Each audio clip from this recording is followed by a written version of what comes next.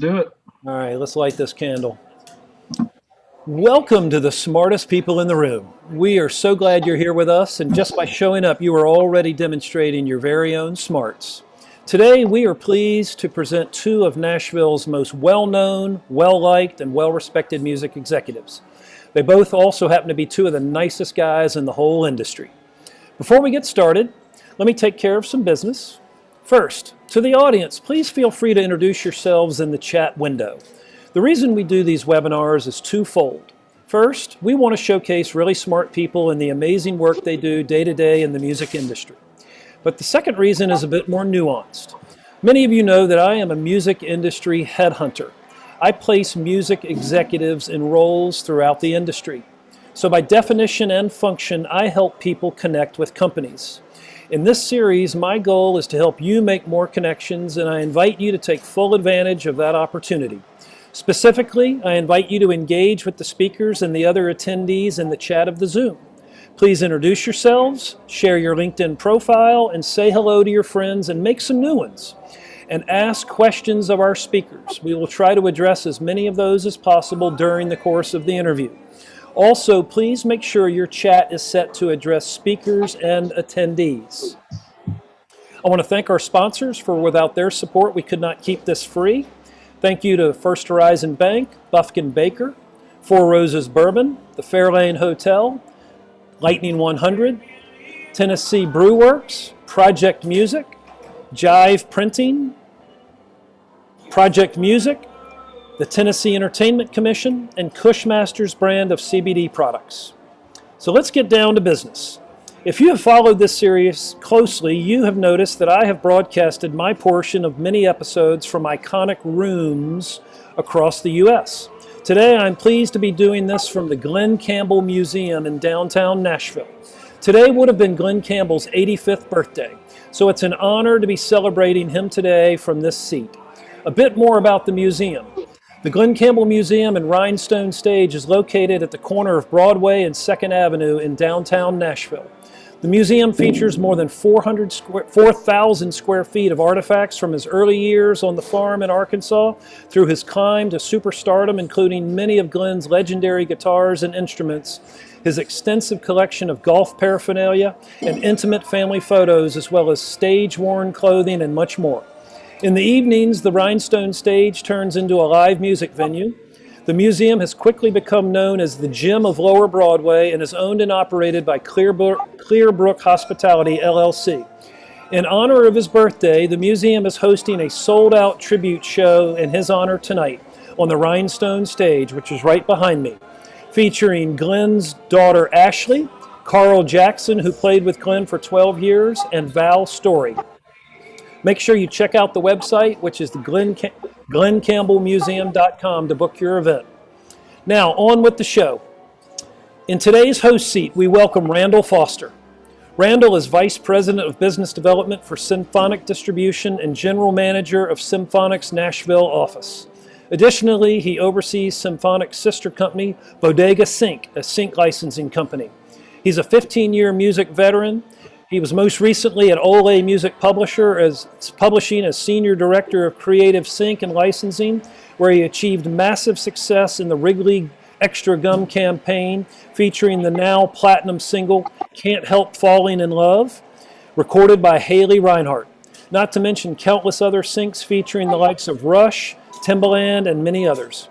Randall holds a master's degree in music business and entertainment industries from the University of Miami. He's a voting member of the National Academy of Recording Arts and Sciences and is chairman of the Nashville chapter of A2IM, secretary of the board of the Nashville Film Festival as well. And joining Randall as today's featured guest is John Ozier. As EVP of Creative at Reservoir, John oversees the company's Nashville operations, including signing and developing new talent. He's also entering his 6th year as president of the Nashville chapter of AIMP. Altogether, he's been responsible for over 30 #1 songs as an A&R executive, publisher, and songwriter. Prior to joining Reservoir, John spent 6 years at Ole, where he worked his way up from VP of Nashville Creative to General Manager of Creative. Earlier on, he looked after the careers of Tim McGraw, Leanne Rimes, Winona Judd, Lee Brice, and Rodney Atkins at Curb Records. In addition, John is a hit songwriter in his own right with cuts by Lee Brice, Tyler Farr, Kid Rock, Kelly Pickler, Charlie Worsham, Josh Thompson, American Young, Air Supply, and others. He co-wrote Lee Brice's multi-week #1 and multi-platinum single, Hard to Love, which won a BMI award in 2013, as well as an NSAI award for Top 10 Songs I Wish I Had Written. He also co-wrote Tyler Farr's #1 and gold certified single, Whiskey in My Water, which also won a BMI award for one of the most played songs of the year. John was named to the Nashville Business Journal's Top 40 Under 40, as well as the University of Georgia's Top 40 Under 40. Please welcome these two amazing rock stars into the room. Take it away, Randall. All right. Thank you so much, Tom. That was a great intro. Welcome, everybody. There's a lot of friendly faces out there, and happy to have you guys here. Shout outs to Rio and Jeremy Brook, Wallace Collins, a lot of good folks in the audience today. A lot of people that I respect and that I think would be great to be up here to talk at us at some point. So we're just going to talk a little bit about John's background and really our origin story. It's an old-fashioned love tale. And work our way through his career trajectory, because I think it's really interesting. John is I feel like a bit of a crazy success story, given the fact that he didn't come from a music business background. He literally knocked the door down and forced them to let him in, and has achieved monumental success in the process. And I was witness to a great deal of that, and I got to participate in it. And so John and I, our relationship, just for everybody's background here, goes back to January of 2014. And in January of 2014, I was considering making a move over to this hungry acquisition-minded publishing company here in Nashville called Olay. And the fairly newly hired head of creative at Olay was this ginger-haired gentleman across from me named John Ozier. And I remember distinctly one of our very early conversations. I called him and I said, "Man, I've been in my gig for 10 years, and I'm comfortable. I'm literally fat and happy. Anybody who knows me knows that I'm literally fat and happy, so it works out." And I said, "Do I make this move? Tell me what made you make this move." And he kind of talked me into making the move over there. And it was a life-changing move for me. It took me out of a space where I was primarily engaged in business development and licensing of classical music, of all things. Old Dead White Guys was who we peddled, to transitioning me from being the classical guy to being someone who was more genre agnostic, who had my hands on, the development of country music artists who are now #1 artists, and who got to put my hands on catalogs like that of the early Taylor Swift items, that of Timbaland, that of Rush, et cetera. So to say my relationship with John has been transformative for me is a vast understatement. And so it is my highest pleasure to be here today to talk to him and talk to you about the magic recipe that he cooks with, because I think it works. So John, backing up a little bit from there, because you made a number of stops prior to Olay. I want to talk about your origin story and the way you came up, because I think it's really important. Everybody needs to understand that John is a unicorn in Nashville terms. Someone born and raised in Nashville is a unicorn, and that's John. John was born and raised in Nashville. He grew up here. He went to Montgomery Bell Academy, correct? And That's right. And was a first-class, world-class pole vaulter. And if anybody knows pole vaulters, they are the most athletic people in the room. They've got shoulders made of steel. And that was John. And John left Nashville upon graduation and went to the University of Georgia. At Georgia, he did not show up with a guitar over his shoulder, aiming to become the next troubadour. He showed up in Georgia and he got an English degree. John, talk to us a little bit about your transition from, basically from being a teenage all-star athlete, going to an enormous, well-respected university like Georgia, and your choice in majoring in English, and how that would later influence you musically and in your career trajectory. Well, thanks, Randall. Before I get started, I want to thank Tom for having us. Tom, this series has been amazing. It's been a nice relief during the pandemic, so thanks for having us. And I want to thank Lori Jacobson from Jaybird Communications for hooking us up. Lori does all the PR for the AIMP, so thank you, Tom and Lori. I never thought we'd start this off with a pole vault story, but when you think about it, pole vault and the music business are very similar. When you think about running as fast as you can with a 16-foot pole that's about that thick, sticking it in the ground, throwing yourself upside down and hoping you land on a mat. When you think about it, it doesn't make a whole lot of sense. And a lot of times, neither does the music business. But I went to Georgia. I was going to go to law school, and to be honest, was just too immature to take the LSAT. I knew that if I could major in English and learn to read and write really well, I could figure out anything. And when I graduated, once again, I was too immature to take the LSAT. So I had played in a band all throughout college and writing songs. And I thought, you know what, if I want to try this music business thing, I should probably do it now while I'm young and can fail and move on. So I tracked down a friend of my brother-in-law's, a guy named Barry Poss, who owned and started a record company called Sugar Hill Records. And I called him and said, Barry, can I come clean your toilets? I'll do anything I can just to get my foot in the door. And he called me back and he said, you can come clean my toilets, but I can't pay you. And I said, fair enough. So I moved from Athens, Georgia to Chapel Hill, where I worked at Sugar Hill from 8 in the morning till noon. And at noon, I changed from my music clothes into a suit where I worked at a law firm from 1 to 5, waited tables from 6 to 9, and then I played in a band after that. I did that for about 4 months. And then a guy I had been in touch with since I was a sophomore in college, Drew Alexander, called from Curb Publishing and said, someone just left the company. Would you be interested in interviewing? And I said, absolutely. Get me out of this schedule. So I flew back home to Nashville, interviewed, and they hired me on the spot. And that really started my career here in Nashville at Curb Publishing. Well, and you had a great trajectory. You really ran the gamut from starting out on the bottom of the totem pole and finishing as vice president of A&R there. I think one of my favorite stories that you've told me about your days at Curb, it leans heavily into the songwriting piece. And I really do want to talk about the creative piece, because a lot of people have a great business acumen, but they lack the creativity to pick a guitar up and write a song, present company included. John, with his number ones and with his propensity to play and write, actually had a great run as a songwriter and could have pursued that full time, and chose the business kind of over songwriting, if I'm right. I know you still write from time to time, but not like you do. No. But when you were at Curb and you had just started there, there was a young writer there by the name of Chris Jansen, right? There was. Yeah. So at that time, I thought I wanted to be a songwriter. And then I got into Curb and I heard the songs of Doug Johnson and Lee Brice and Billy Montana and Rodney Atkins and Janai and all the people that were writing there at the time. And I thought, uh-oh, I better learn the business side really quickly because my songs are terrible. And a quick side note, I started at Curb in October of 2002. My first number one, Hard to Love, went number one in October of 2012. So when people say Nashville is a 10-year town, I am proof of it. But when I realized that my songs were terrible, I really focused on the business side, but I kept writing at night or in the mornings. And there were 2 or 3 days a week, I would meet Chris Jansen or Danny Green, and we'd write a song at 7:30 in the morning. We'd be done by 9. I'd put my guitar up, walk across the street into the record company and start my day.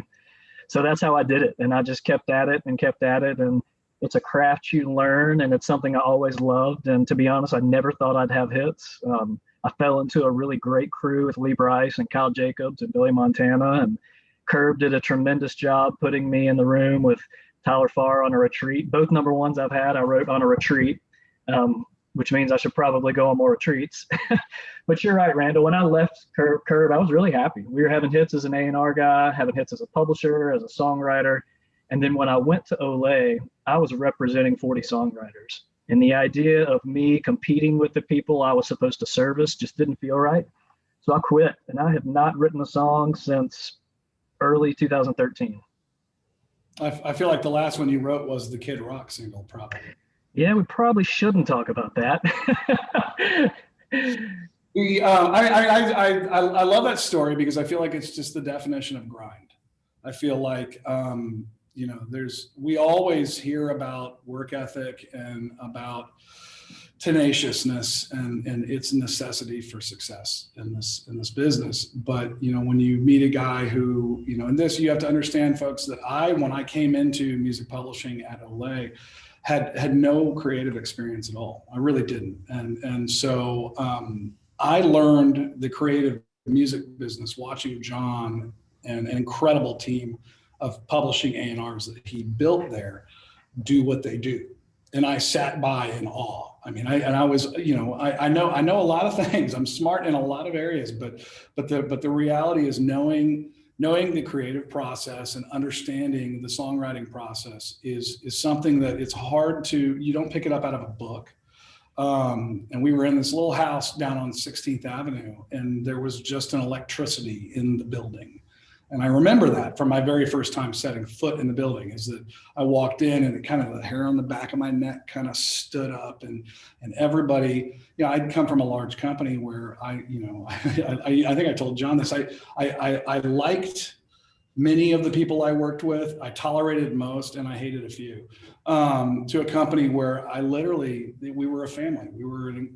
I look on those years at Olay from 2014 to about the time that John and I left. And there was a period of time in there where I think we had built, and I'm biased, a dream team. I feel like on the business development side of the business, we had some of the greatest in the space, Gilles Godard and David Weitzman, and people that have gone on and are doing incredible things. I feel like, on the administrative side, we had the same thing going on. And then most importantly, in the paramount of any good publishing company, I think, is on the creative side, we had just built out an incredible team. And that's all John. That all goes to John. And so, John, as we transition the discussion from Curb to Olay, I want to know, really, you got handed the keys to the kingdom and told go. I did. What was step number one?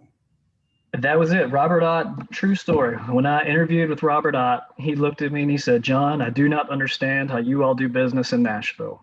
To me, a lot of you are just a bunch of hillbillies, but here's the deal. As long as you make me money, I will stay out of your way." And he did.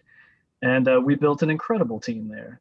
And, I think it's funny that this panel is called The Smartest Person in the Room.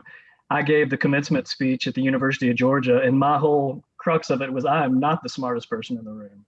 I'm not the most talented songwriter. I'm not the smartest executive, but I can outwork anybody. So I learned to focus on the things that you can control. You can't control how smart you are or how talented you are, but you can control your work ethic. And it's also trusting people. I mean, that team we had at Olay with Mike Whalen and Ben Strain and Emily Mueller and Shalene and Melissa and Julie, it was really something special, and we all trusted each other, and we had an incredible run. I think we had 22 number ones while I was there, and signed Jordan Davis and Chris Jansen and Tyler Farr and Adam Hambrick and Travis Deming and Locash, and that was truly a team effort. So I was just glad to be a part of it. And it's funny, when you let people do what they do well, they excel. And I think that's what happened at Olay. That's absolutely right. And it was the first time in my professional career I didn't encounter micromanagement. And it was like, we hired you to do a job, and you need to go do that job that we hired you to. Yeah, we definitely had goals there, though. Lofty ones at that. Yeah, I think it's incredible the legacy there that you left. In that, Olay, the year that I arrived in 2014, we celebrated our 10th anniversary as a music publishing company. And in the 10 years prior, in the decade prior, that company had one number one. And by this little known artist named Eric Church. I'm sure you might have heard of him once. And we took that, and John brought in this team that, if you looked at everybody on paper, it was almost like he was like a football coach, because everybody played their position, but we could not have been more different, all of us. And we had Ben Strain came over from Sony and was kind of the true country boy. He was the go out and have a beer with you in the afternoon and talk to you about what you're writing and what's going on in your life. And then, Emily Mueller Olson, who was the yang of that yin, who could not have been more different. And I know you leaned really heavily on the PROs to assist you in making those decisions. I think some of the recommendations for those hires came from there. Can you talk a little bit about that? Yeah, well, first off, little did I know Jody Williams was behind me getting hired at Olay. And it's funny, I've told Jody this, so I'm comfortable saying it in public. I thought he hated me. I was almost borderline scared of Jody. We both grew up in Nashville. I'm third generation Nashvilleian, and he's probably more than that. And when I found out that Jody put me up for that, I couldn't believe it. And I called him and said, hey, I need a young song plugger. Who would you recommend? He said, there's this girl named Emily Mueller. I think you should call her. So I picked up the phone and called Emily and said, I'm hiring a song plugging position. Would you be interested? And she said, well, can I come hear the catalog first? And at that moment, I went, this is the person. And she was one of the best publishers, still is. She has incredible ears and is incredibly methodical and just truly loves songs. So the PROs have been really good to me throughout the years, and they continue as a great resource for anybody looking to hire. They're just able to connect so many dots. Well, I think they play such a pivotal, more so in Nashville than I think other music communities, but I think they play such a pivotal role in the transference of knowledge and communication, in that they're dealing with every publisher, they're dealing with every label, and they tend to know where all the bodies are buried. So good plug there for our friends at BMI, CSAC, and ASCAP. Yes. And so, just getting a little bit more into your Olay days, one of the really incredible things that I learned from you was the importance of charts and the importance of monitoring the charts from a business intelligence standpoint, not from I think a lot of people monitor the charts to see where their project is at. It's like the slowest horse race in the history of man. But John, you came to charts with a completely different angle.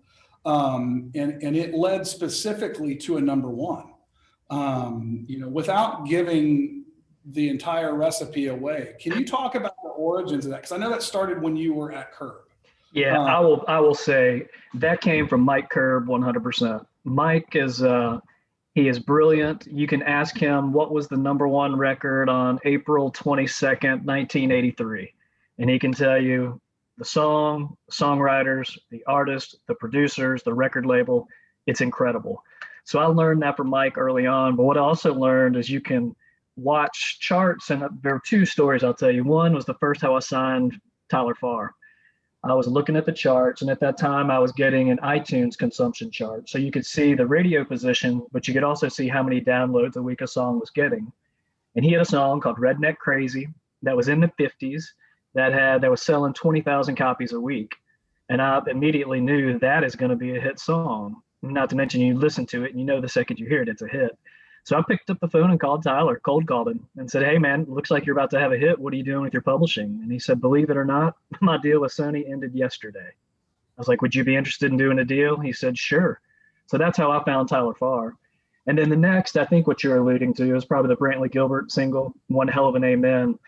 I look at writers on each chart and I know who's published where, and a name popped up, a guy named Mike Deacle is another Georgia Bulldogs fan, an amazing person. If you don't know Mike Deacle, look him up.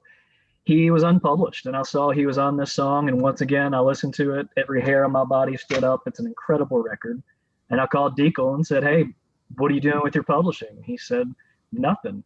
I said, have you ever thought about selling it right now? I could probably pay you as if it were going to be a number one record. And he said, sure. So just from paying attention to the charts and knowing who the writers were on it, I was able to do a deal that ended up, we bought our way into it, but it ended up being a number one record. And that number one party was one of the best I've ever been a part of. Watching Brantley Gilbert honor these soldiers, the guy he wrote about was in the crowd. And those are the moments where you sit on stage and you kind of look around. It's like, how did I get here? This is pretty amazing. Yeah, there are a lot of ways to make a living, and this doesn't suck. No, but that's charts. I still look at it every day. And now there's so many different charts. There's Tick-Tock, there's Spotify, Apple, Amazon streams. There's so much information. It's really hard to dial down. But there are some awesome services out there that help me do it. And yeah, I'm a chart junkie. And I think a lot of A&R staffs are now looking at data mean, I think a lot of the last big signings out of Nashville have come from Tick-Tock. Let's talk about that for a second. I know this is going off our script, so I'm throwing you a curveball here. But you and I recently had a lunch, and we lamented a little bit at the move. Let me frame it for everybody in the audience. John and I are music guys. We like songs. We like stories. We like the people. And I didn't get into the music business to become a data analyst. However, in my current role at Symphonic, running A&R for the Nashville space, it's a necessary evil to every element of what I do. And it seems that more and more today, those decisions are being driven less and less by the hairs of our neck and more by the empirical data we're seeing from surfaces like Tick-Tock, Triller, et cetera. What are your thoughts on that, John? Well, I got to tread lightly because as a publisher, I want to be on every project by every artist on every label. I just think it's the moment I think it's a thing of what's happening right now. I think there are some big Tick-Tock moments, and whether those translate into long-term careers is still TBD. I think the record labels are extremely smart and have incredible A&R departments, and I don't think they would sign anything on a whim without knowing or having a long-term plan. That being said, it's new. We're in a pandemic, and it's a way to measure consumption. And when an artist is walking in with that kind of following or that kind of moment, you got to take it seriously. And in a world where you can't sit face to face or go to a show and feel that energy that we feel as music executives, I think that's what they resorted to. There's some awesome artists out. Andrew Janakos is one that I've met with. His single sounds incredible. Priscilla Block is moving up the charts. There's lots of success stories. I think long term, we'll see. I think it's TBD. But obviously, I'm cheering on all of them, especially if they cut Reservoir songs. Mostly Reservoir songs. That's right. It's interesting, though. Do you think in this space today, creatively speaking, I mean, you take meetings, I've watched you work, and I know that you and your creative team, and at Reservoir, let me say, just that creative team he's hired is incredible. And Greg Gallo is a good buddy of mine, and I'm just thrilled to see him articulate that way. Do you guys, do you think that there's big potential for artists that are ignoring that space, that aren't playing on Tick-Tock? Because from time to time, I do meet with artists who say, I'm not really there yet. And I'm like, yeah, you're like 2 years late. What are you doing? What's your thought on that, John? You have to play the game. And I think once you realize that's it, at the end of the day, it's a game. And if you're not playing or adapting or changing with the times, you're going to get left behind. I know there's a major label in town that has criteria for their development artists. And it's until you have 1 million cumulative streams or 100,000 social media followers, you will not go to terrestrial radio. So if you're hoping to have a career at country radio or touring, you've got to play that game. I'm completely hypocritical because I'm not on Facebook. I'm not on Twitter. I'm not on Instagram. I did that intentionally years ago. But I never wanted to be an artist either. So it's a necessary evil that you have to play, and it's a way to grow fans and grow consumption base. So yeah, it is what it is, like it or not. Yeah, I always hate that you're not there because I end up tagging your wife whenever I want to get your attention. Well, that's why I don't want you following me around, creeping me out on the weekend. I see you guys are at a little kid's basketball game. What's going on over there? Yeah, and I kind of look around like, where is that guy? Monday morning, he said, dude, you got to stop looking at social media so much. Well, to be honest, there's always somebody greater and lesser than you, so there's no point comparing yourself with others. And I think a lot more bad comes from it than good, and that's just a personal thing for me. So I've never engaged in it, and that's why. Yeah. No, and there's some great comments coming from the crowd out here. You do have to be present to win the ball game, and I do think that. That's a great sentiment from Rio. Somebody's asking where we can find Tick-Tock charts. I know I saw you put it in the chart, the text earlier, but there are a number of services out there that aggregate that data, folks. Chartmetric is the one I utilize, and I saw John answer with that earlier. By all means, not advocating only for them. It's just the one that I'm on. But the aggregation of that data and the presentation of it to us in a digestible space is by itself kind of a feat. But I think that they do a very, very nice job at that. So, so we were at Olay together. I'm trying to get back to the origin story. Keep going. And then in the spring of 2019, we both had big announcements. We did. I'll condense my story. You know what? When going back to our dream team, we had an incredible dream team at Olay, but you also got to remember people start companies and build catalogs in order to sell them. I mean, that's business. So at that point, I think the decision was made to entertain a sale at Olay, which was unfortunate because we were having a huge amount of success. But once again, people start businesses to sell them. That being said, could have been handled probably a little bit better. People got nervous and the team started to break up. And at that point, for what I do in terms of acquisitions and songwriter and artist development, there's only about 4 or 5 jobs in town. So I panicked. I mean, my back is against the wall. I've got a 10-year-old and a 7-year-old daughter, and no is not an option for me. So at that point, I partnered with 2 private equity guys out of New York. Hired an investment banking firm out of Toronto, and I went out to raise $50 million to start my own company, to acquire catalog and to develop talent. During that process, luckily, I was put in the room with Reservoir. And on my flight to New York, I'm looking up Reservoir, which I shouldn't admit I'd never heard of, simply because they didn't have a Nashville office or weren't heavily involved in country music. And I got off the plane and called my private equity partners and said, guys, I don't think we should do this meeting. They kind of panicked. Why, John? Why? I said, well, they're doing exactly what we're doing. They're going to be a competitor. They said, no, we need to do this meeting. I said, okay. So I go into Soho in New York, into the conference room, and sit down with Golnar Khosrowshahi and Rel Lafargue and make my pitch, ultimately saying, look, you all are the biggest independent music publisher in the world with no Nashville office or really a focus on country music. Olay is in the top 10 with predominantly only country music. What if we did that?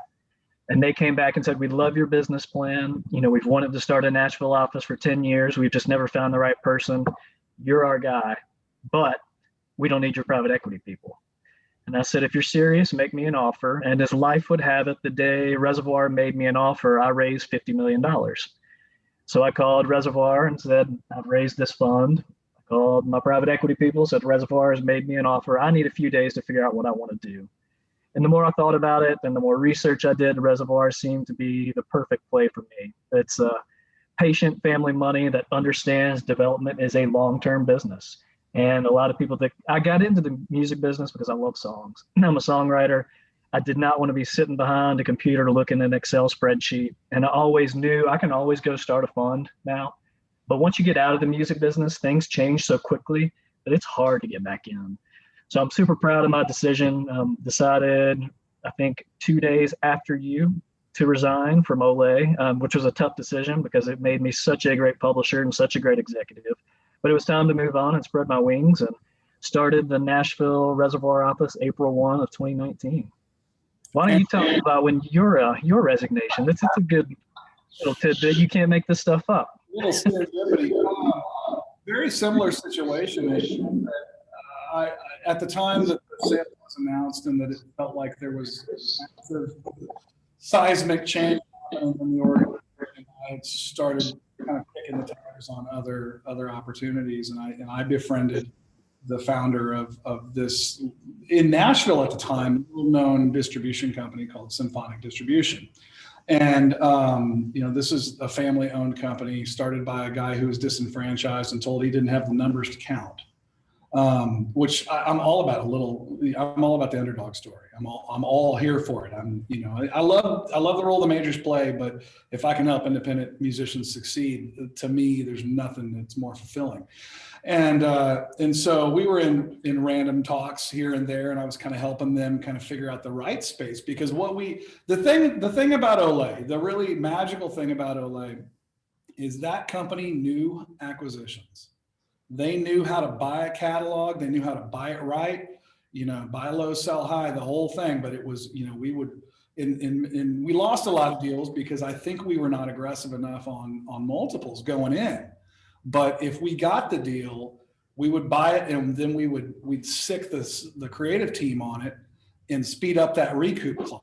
And that was the key to success. That for us, that was, I feel like that, and I don't think it's a secret. I don't think it's an industry secret at all. Everybody tries to do that, but you have to have the players and the roles to be able to pull it off. And you know, those successes were cover song projects that John was doing with up and coming local Nashville talent like Josh Dorr and Jordan Davis, this little known guy who's now got several #1s and is killing it in the business. You know, it was, you know, rethinking the way we do cover songs and pitches of cover songs for sync. It was song camps. It was all the creative mix. Well, there's a lot of magic in that. And if you're there, if you're party to it, just through assimilation, you're going to pick it up. And that magic was something that the founder of my company, my current company, wanted. And so we started talking about what's it look like to build out a rights division? How does this even play out? How do we acquire intellectual property? How do we monetize it once we acquire it? Yada, yada, yada.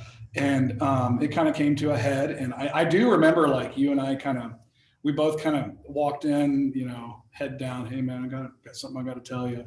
You know, almost like breaking up with a girlfriend. And I don't know if I said it first or you said it first, but the other one was like, oh, me too.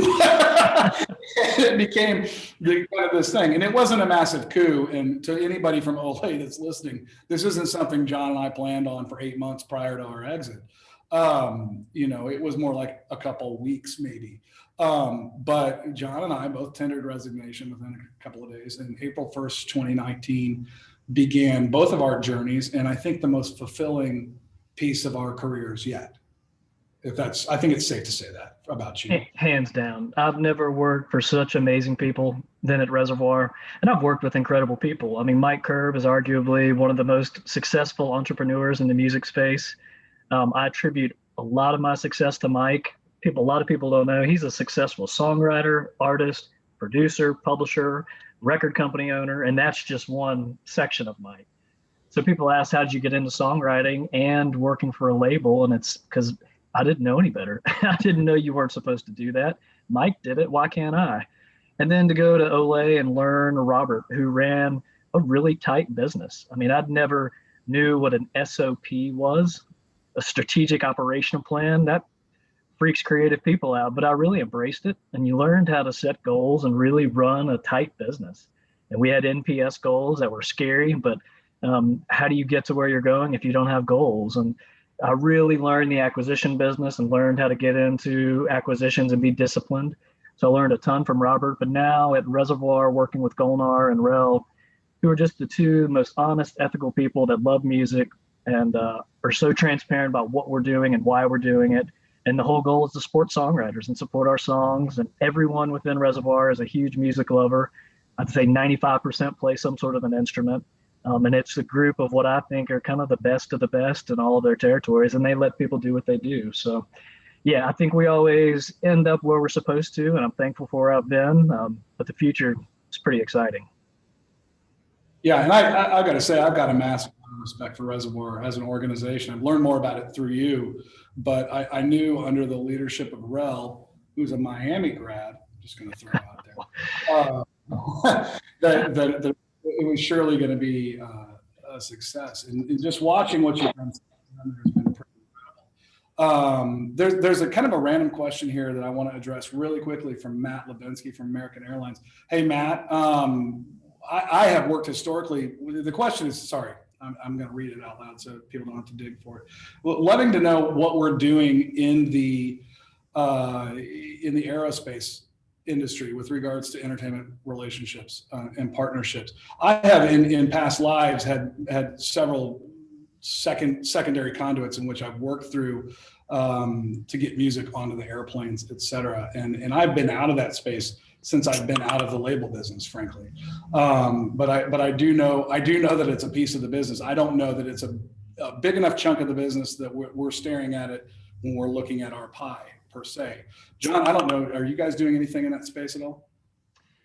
I'm sorry, say it again. You cut out for just a second. Sorry, the aerospace industry with regards to like in-flight entertainment, things like that. There are intermediaries who handle those kind of things and handle that licensing that I've always dealt with. I've never dealt direct to an airline though. Yeah, at Reservoir, we have a team of 12 sync and licensing people who do nothing but pitch to film, advertising, gaming, TV, airlines. So anywhere that we can get our music heard or have it exploited, we're always looking at those opportunities. So yes, not me specifically, but we do have people on our sync team that are dealing with them directly.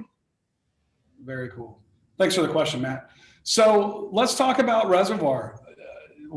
You guys have bought into some pretty incredible catalogs in the last 2 years. You know what? In Nashville alone, ballpark, we've done well over $75 million worth of acquisitions out of Nashville alone in the last 2 years.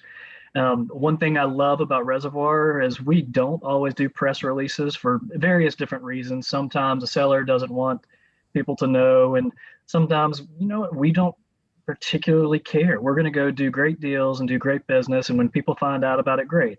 But there's not any of this. In fact, when I made my decision to go to Reservoir, I called David Israelite, who's the head of the NMPA, and I said, David, what do you know about Reservoir?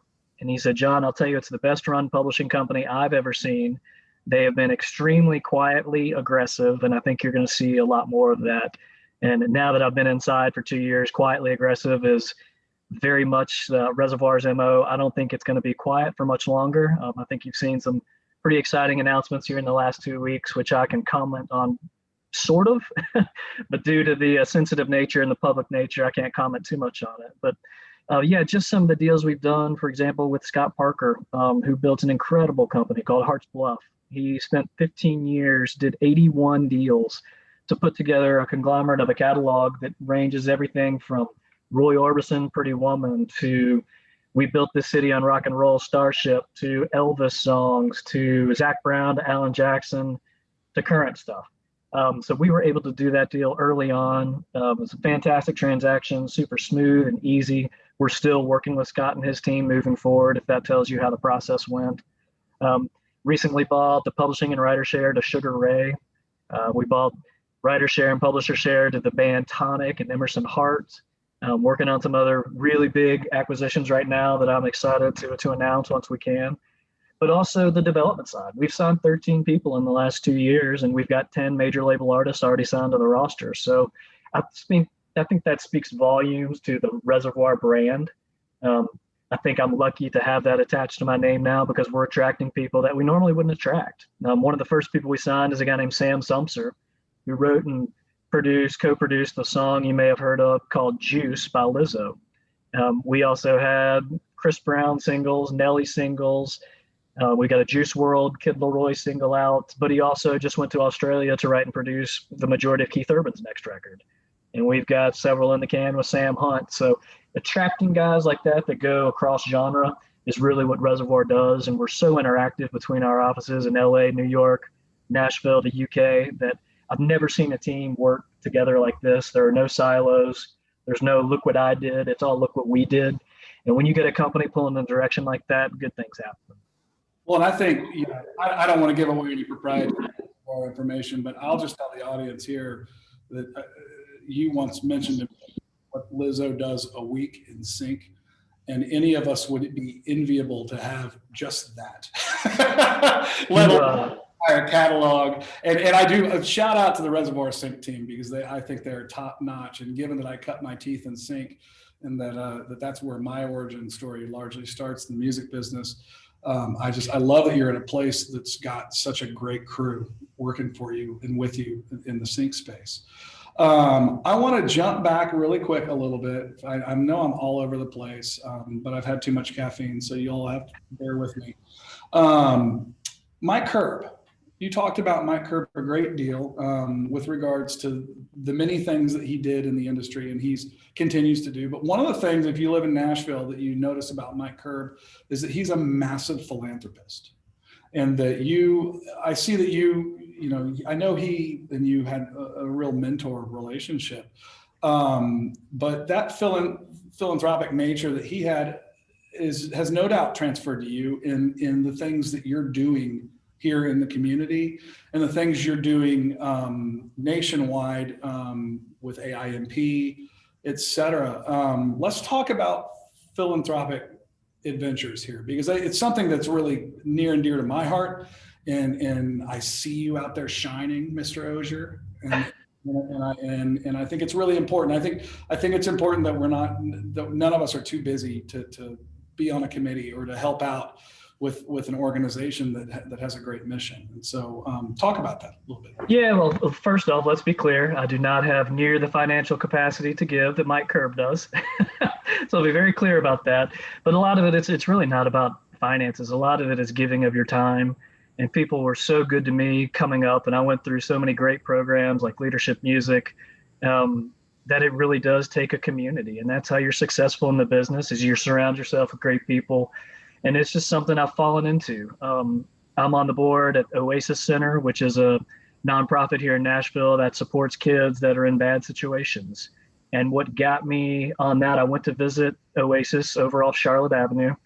And in their downstairs basement, they've got a room, call it 3,000 square feet, and it was just bicycles. And I was so perplexed. I had no idea, what is this room of bicycles doing here? And then they told me what they do is they use it to teach the kids how to take a bike apart and then put it back together. I thought, well, that's a pretty useful skill. But what's really happening is they're partnered with an adult, a mentor, an older trusted person, to where they start a relationship, and it starts a dialogue between the two that this kid may have never had. And I thought, man, what if we could do that with songwriting? What if we could put some of these people that are hurt and need help and just need to talk and put them in a room with a songwriter and let them do that? To me, I can't think of any better therapy in the world. So that hooked me. So I've been on that board for, I guess this is my third or fourth year. Love the work that they're doing over there. Mark Dunkerley is their CEO, whom I went to high school with. So incredible organization. That's the Oasis Center. I also, yes, run the Association of Independent Music Publishers, and I would not be doing that if it weren't for you. In fact, Michael Martin and Mark Driscoll called me and asked if I would join the board. And I said, of course. And shortly after that, they said, would you consider running for president? And I walked into your office and said, man, I don't want to do this. What do you think? And you looked at me and said, John, this is the only time people are ever going to really listen to you. What is the only shot you get? I kind of went, damn it, Randall, you're right. So I called Mark and Michael back and said, hey, I'll run. I know I'm not going to win, so I'll put my name in the hat. And sure enough, I was elected president, and that was 6 years ago. Here I am still running the Nashville chapter for now. Once again, never thought I would be running the national organization, and had a conversation with Terry Nelson Carpenter, who runs the LA chapter, and Elisa Coleman at the time, who ran the New York chapter. And sure enough, here we are. We've got incredible leadership there. Michael Lau, who I saw is in this room, incredible leader. Really gotten to know Michael and become really good friends with him.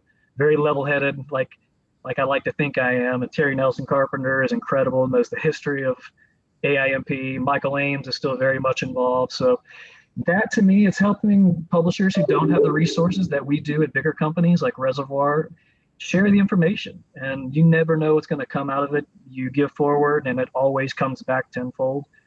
So it's been an incredible group. We got a great group in Nashville. My board in Nashville is incredible. I will make my one plug. Tune in on Tuesday, the 27th. We've got our AIMP Nashville Awards. I've seen the run of show, and it is fantastic. So make sure you tune in for that. And then there's also our Global Music Publishing Summit. That's going to be held June 7th to 9th. That's going to be online. Once again, all that's at AIMP.org, so you can check that out there. But it's a really great group of people. It's an unpaid board position. So everybody's doing it out of the kindness of their heart.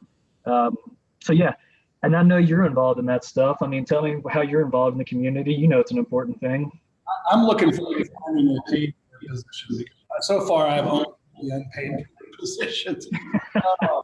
It's interesting. It was a bit of a means to an end when I got involved in boards here in Nashville, especially the Nashville Film Festival. Being at that juncture of art and commerce for licensing music and film, I saw independent film as a great space that is probably being overlooked by a lot of players. Everybody's going out to Hollywood and taking meetings with Paramount and Universal and Warner Brothers, but the reality is the people doing the work in quantity are largely independent, and they largely rely on those festivals. And so I got involved. A gentleman by the name of Stacy Weedlitz was gracious enough to take me under his wing.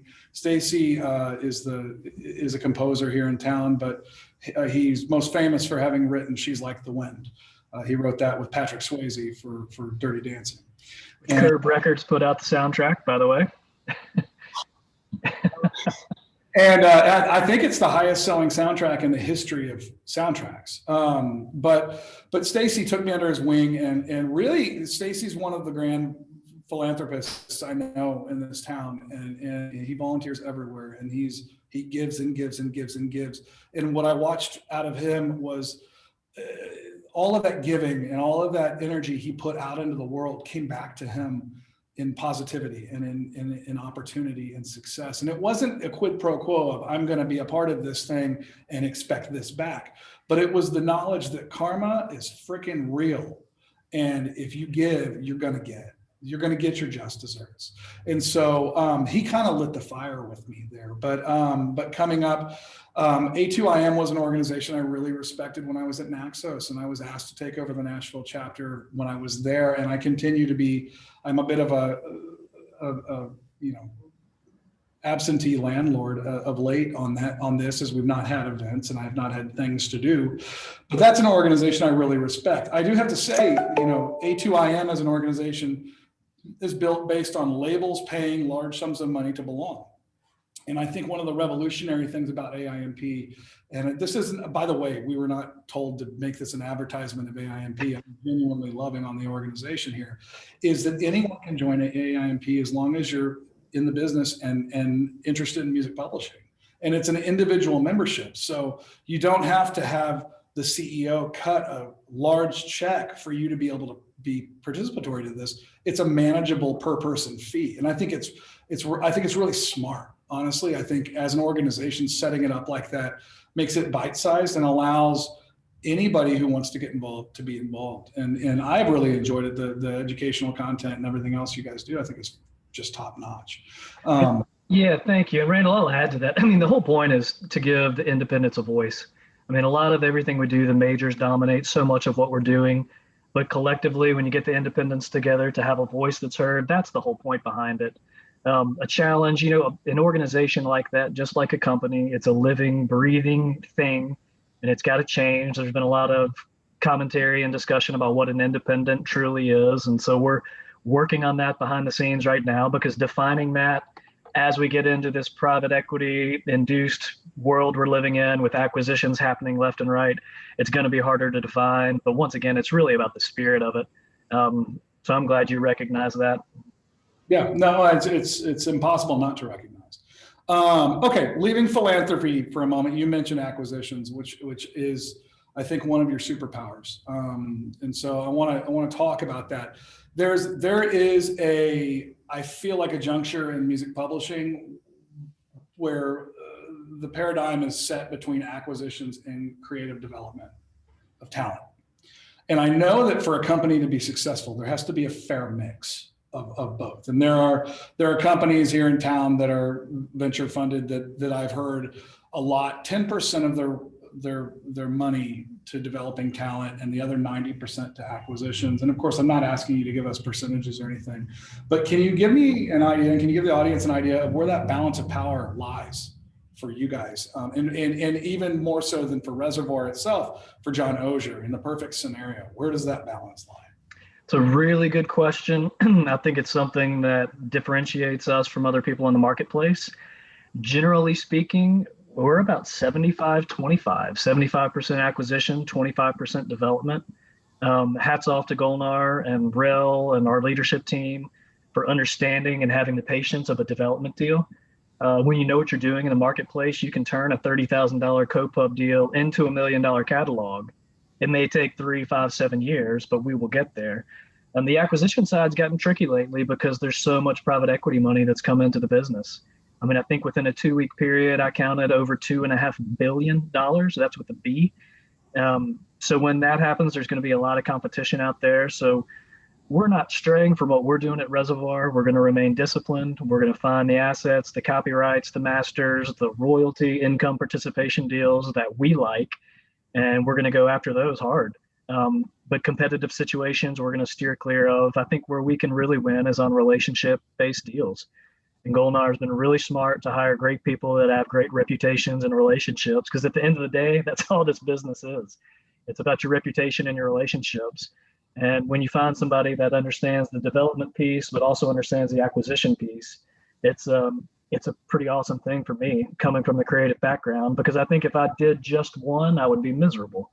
So I've got the business side, the acquisition side, the M&A side, which I love, which is super competitive, which if you know me at all, I'm super competitive. But also on the development side, that's what, makes my heart tick. Those are things, watching songs being written in the room next to me become hits and change people's lives. That's an amazing thing too. And there aren't a lot of companies that do that. So there's, in terms of ratio, yeah, all companies have their own methods and methodology. So everybody goes about it a little bit differently. So roughly speaking, I'd say we're 75-25 in terms of acquisition. It seems like a fair mix. And Kevin from the crowd said, I love this. It's almost like your network is your net worth. Lines up really closely with the old Jay-Z line. I'm not a businessman, I'm a businessman. And I think it's the truth, though. I talk a lot. I speak a lot at universities to folks that want to get into the business. I do a lot of lecturing, and one of the things I really hammer on is the relationships and the power of the relationships. And this is a tiny business we live in. It is the biggest high school in the world when you get down to it. And there's politics in it, just like there's politics in high school.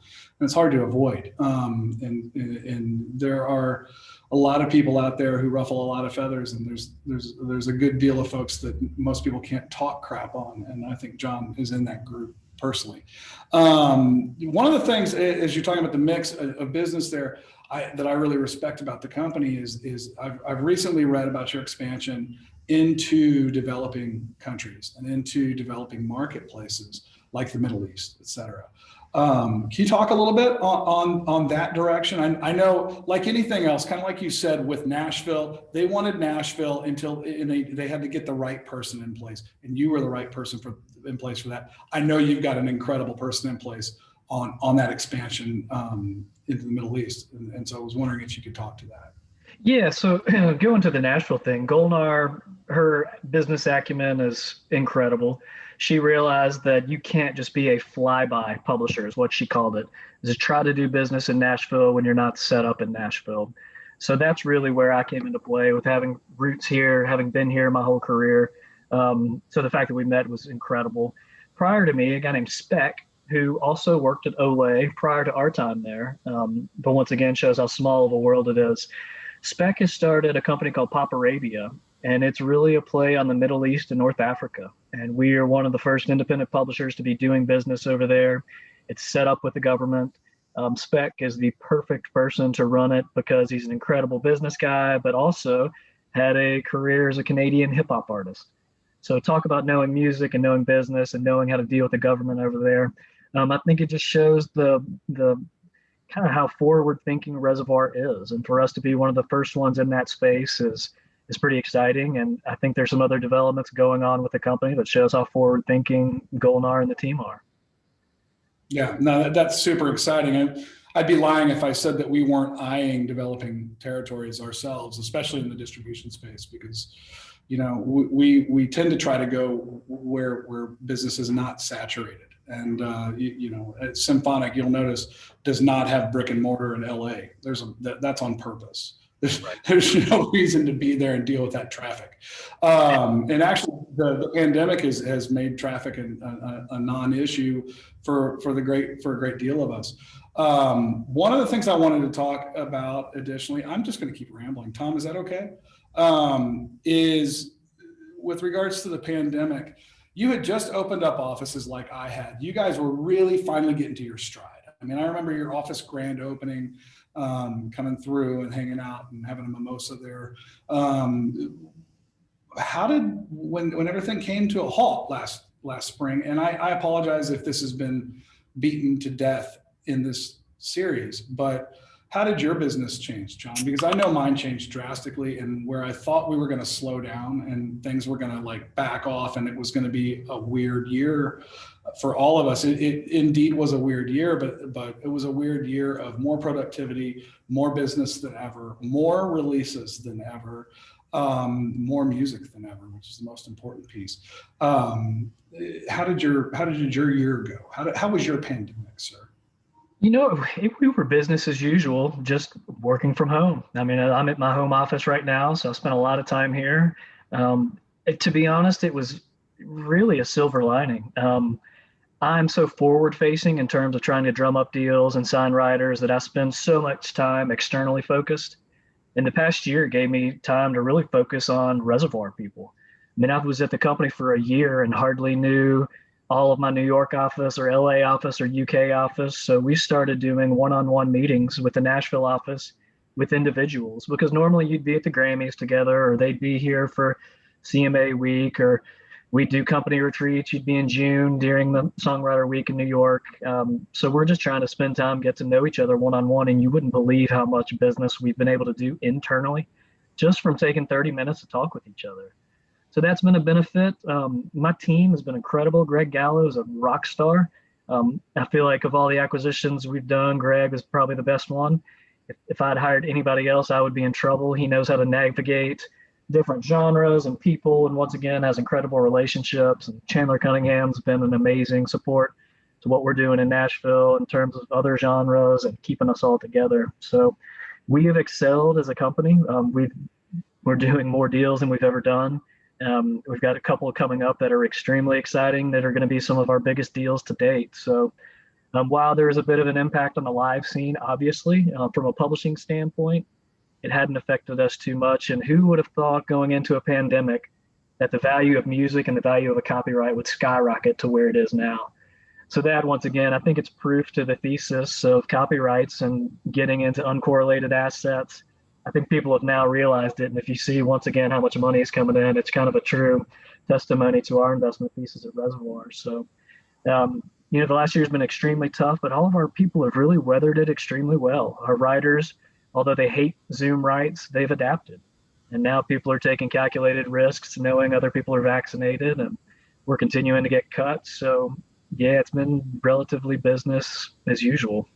Yeah, I definitely have some Zoom fatigue myself. And so I thank all of you in the audience for being here today on Zoom with us. Because I know it's kind of worn on all of us. There's actually a really good question here. And you were telling me a story about somebody on your sync team and something they did across the pandemic to engage with their stakeholders that I thought was really cool. And the question comes from Michael, asking about some healthy things we can do. We were talking about relationships earlier and the importance of them, right? And what are some healthy things you can do to really solidify those relationships and meet people and keep those relationships up? And he speaks in here a little bit about being a vegan, vegetarian, and being a chef, being a cook. And you told me the coolest story about your sync team and one of the team members who was spending time with music supervisors in a very unique way. Do you care to share that? Yeah, absolutely. So we have one of our sync people in LA, Eileen Valencia. She was holding these weekly Zoom meetings to where it wasn't even about music. They would get on and talk, and she would come up with a recipe and teach all these music supervisors how to cook something. And initially you think, well, that's kind of strange. How's that going to bring in revenue? But what it does, it just builds trust. And at the end of the day, that's what business relationships are. It's trust and knowing that people are going to treat you the way you want to be treated. I mean, Mike Curb had a saying, always tell the truth. It's a lot easier to remember what you told somebody, which is very true. So, but people have come up with really interesting ways to engage and stay connected with people. And Eileen doing that cooking, it's been incredible because she continues to get placements out of our LA office. So people are creative when it comes to that in terms of networking, especially in the sync world. And you know that better than anybody. Well, I think it's really important to focus on the interpersonal relationship and not the business we're in when you're doing those things. That's the brilliance of Eileen's move there. Well, hang on, real sorry to interrupt, but didn't you go get a tattoo with the supervisor who ended up getting you the Wrigley's Haley Reinhart placement, which ended up being a platinum record? Well, it's not quite as weird as it sounds. Oh, no. To my tattoo artist to get a tattoo. And Daniel Kuipers, I know you're not on this, but shout outs to Daniel Kuipers, because that man in that deal single-handedly changed my career.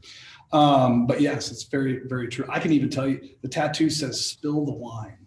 Because he was dating a young lady at the time, and he had spilt wine on her accidentally at dinner, and it was this big inside joke. And I think it's right around there. But that's the dead truth there. I think it's really important with relationships that we focus on the interpersonal side of it. And because the business comes, look, we eat, breathe, and sleep music. All of us, every single person here cares about music deeply. But if your initial volley at friendship with someone is to only be talking about closing the deal, then you have nothing beyond the deal. There's nothing left there. I learned that from PJ Bloom, who PJ was one of the biggest music supervisors in Hollywood. And he was blowing me off big time. And I talked to a friend. I said, I can't get PJ to hang out with me at all. And she said, do you want to talk about music the whole time you're with him? And I said, yeah. She said, he can't go to a PTA meeting without people throwing CDs in his face. She said, ask him about his kids. Ask him about his hobbies. Take him golfing. Talk about everything except for music and let the music discussion happen.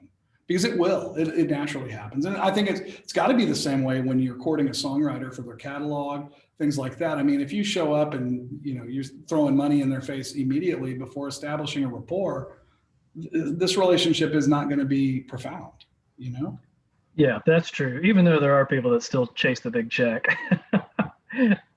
But no, you're true. At this business, it's all about relationships and trust. And without that, you've got nothing. So you're right. So, speaking about people chasing the big check, and I see we're a little over, but we'll keep going here as long as it's beneficial for everybody. Let's talk about multiples. And in the last 6 months or so, we've seen some incredible multiples on deals. We've seen kind of unprecedented spending in this space. We now see the introduction of NFTs. And the way they are playing out in the industry, in some cases successfully, in other cases not so much. So these are two separate topics, obviously. Let's start with multiples, and let's end up at NFTs, because that seems to be the acronym of the day right now. Yeah. Well, I think there are a couple things that have fueled the boom in catalog sales. I think it's low interest rates. I think the pandemic, with artists being off the road and not having income, has fueled a lot of sales. I think capital gains potentially changing has also spurred a lot of people to take some money off the table, knowing that tax rate may change and go up. So but it's also, people are finally understanding music and copyright as an asset class. And I think there are a lot of people to thank for that. There's some people that have been doing this for years and years. But it's really what's driven a lot of what's happening over the last 2, 3, 4 years. And there's no end in sight. And I will say, as much competition that is coming into the business, there's room for everybody. There are more deals than I know what to do with. I'm getting 5, 6, 7 catalogs a week. So I spend the majority of my time trying to think 30,000 foot view. How does this asset fit into the ones that we already own? And if we do acquire it, how do I add value? How do we get a sync placement? How do we create a cover? How do I get Sam Sumser to put a sample into a new Sam Hunt record? So those are things that we're thinking about. So yeah, it's an exciting space. And I think all those things are kind of what's driving the multiples, but a lot of it's competition, and things are definitely getting out of hand. So we'll see where it ends up. And once again, I'm super proud of our deal team at Reservoir. We're super disciplined. And they look at a deal and they don't figure out why we shouldn't do the deal. They figure out, how can we make this happen? And what are ways, how do we stretch, and what ways are we willing to stretch? So it's being thoughtful about it, but it's the Wild West right now. Yeah, I love that. I love that outlook on the way they're looking at deals. It reminds me of our friend and colleague, Brandon Schott from Olay, Brandon was the head of clearance. So Brandon was symbiotic to me as I was pitching for Sync. And Brandon's saying was always, the answer is never no. The answer is always how. Right. How to make this work. How does this fit into the pie with everything else? And so in the case of Sync, that's trimming off rights, trimming territories, things like that. But I love that approach because it's so refreshing in a world where people love to say no. It's so refreshing. Have you guys, and I know you and I spoke a little bit about non-fungible tokens. And that seems to be the thing everybody's chasing right now. And I feel like you can't talk about the music business at large. You can't talk about a forward-facing executive in an incredibly forward-facing music company without at least calling out, the 10,000-pound gorilla in the corner of the room. Curious your thoughts on that as it applies to art, et cetera. It's interesting that this is a new thing in that this bit of intellectual property transcends far beyond the reaches of music. And so, obviously our experience with it's going to be more musically oriented, but what do you think about this? Is it a fad? Is it here to stay? Is it something that you guys are investing in, or is it something that you're watching to see if this is something to jump onto? Yeah, well, it's an interesting phenomenon that's happening. I don't think it's going anywhere by any means. There's a lot of details that need to be worked out.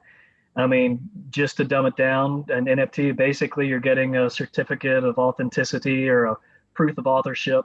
But what happens when these copyrights and masters are being sold, it's not a transfer of ownership.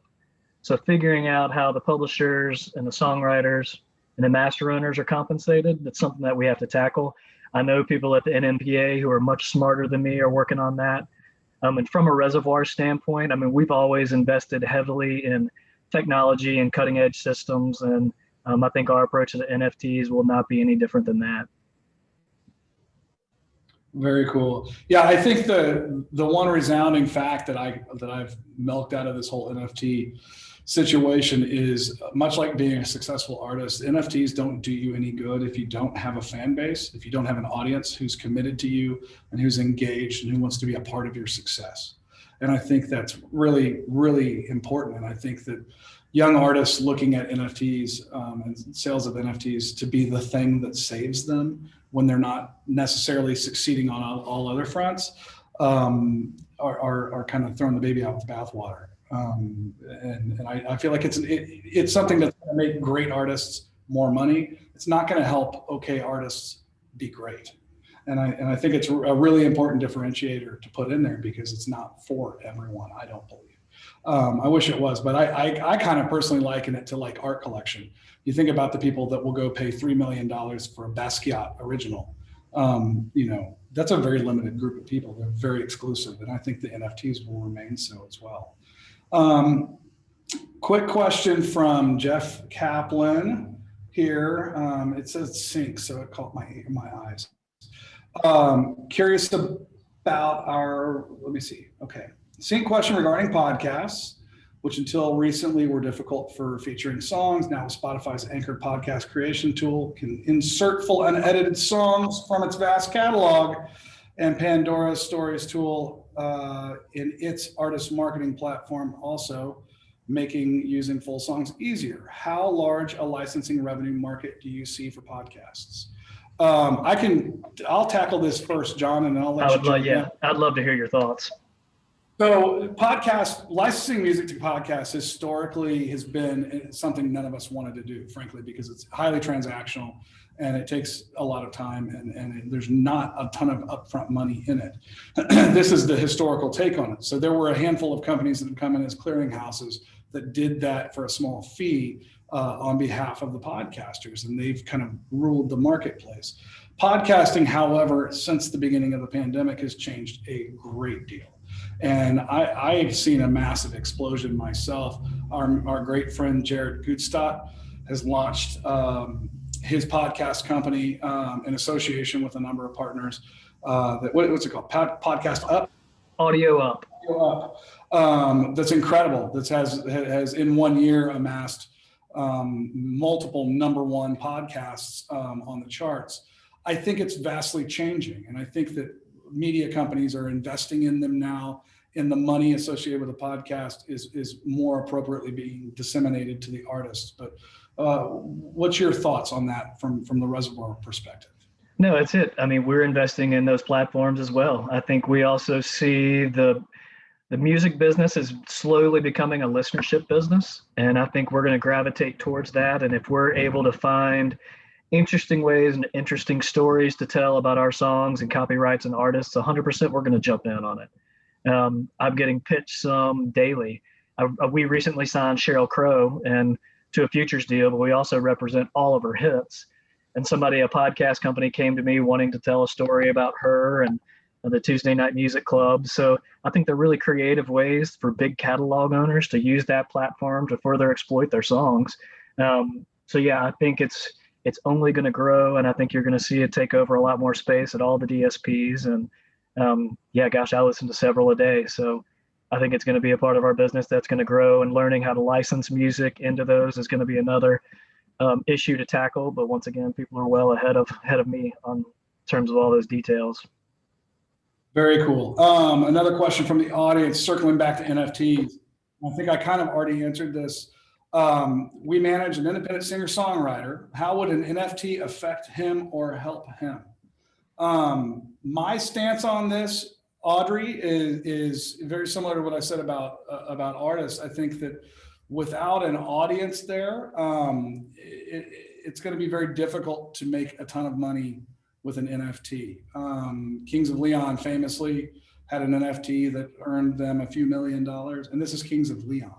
Exclusivity has power, and I do think there are some incredible platforms that are doing NFTs basically as a marketplace, crypto.com being one of them. And I think that, if you could talk them into putting you through their ringer as an NFT, I think you could earn some money, but it's not going to be these hundreds of millions of dollars that we're seeing being thrown towards digital artists and things like that. I don't think it's going to supplant traditional success. John? Yeah, Randall, it goes back to, it's music business 101. It's without great content, none of it matters. It's like an artist without a great song, it doesn't matter. And I think once again, in the NFT world, if you don't have interesting content that's compelling and makes people want to own that, the authenticity, and be a part of that, I don't think it matters. But if you're able to create incredible content, of course it's going to matter, and it's going to drive the marketplace and drive prices up. So yeah, I think it's back to music business 101. Create interesting songs, interesting artists, and that's going to generate popularity and interest, which turns into commerce. Yeah, and the music has to be extraordinary. As Always. Bart Herbison, it always starts with a song. Starts with a song. Yep. I feel like we've done shout outs to everybody we needed to today. NSAI is another organization here in Nashville. We love Bart. Very cool. Well, I believe it or not, I'm normally at no shortage of things to talk about, but I think I'm about out of fodder. Are there any questions from the crowd? Last minute, we've got time for maybe one more. Anything burning for anybody that we can answer here briefly? Going.